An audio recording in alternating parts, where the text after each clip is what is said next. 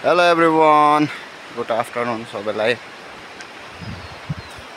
र म अहिले रुङचुङको पुलमा छु। म चाहिँ ससुराली गएको हैन। म हिजो घर आएको थिएँ मङ्पू र आज ससुराली हिँडेको।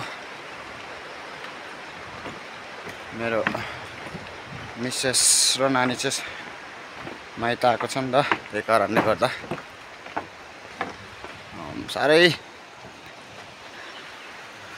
पुल साह्रै धराप भइसकेछ रुङचुङको।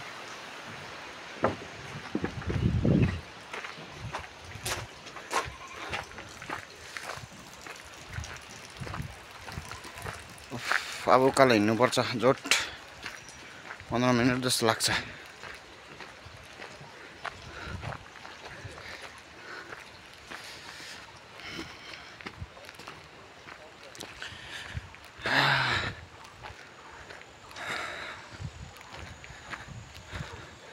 र यस्तो छ रुङचुङको पुल पारीको दृश्यहरू चाहिँ। यहाँ घरहरू छ हल्का हैन,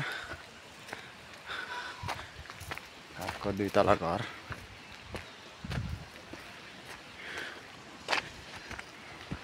यो बाटो पनि पास भएको छ, तर अब कहिले हो माथितिरबाट बनिँदै आउँदैछ। पहिले गाडी लगेर उकालो जानु।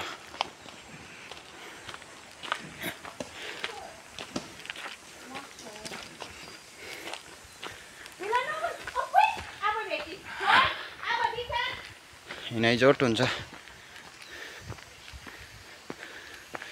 तर हामी केटाहरूलाई चाहिँ त्यस्तो लाग्दैन। केटीहरूलाई चाहिँ अलिक टाइमै लाग्छ, 1 घन्टा जस्तो लाग्छ रुङचुङबाट रोलक। 1.5 किलोमिटर छ।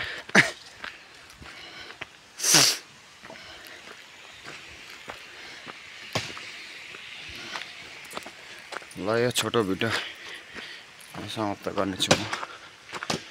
By by guys.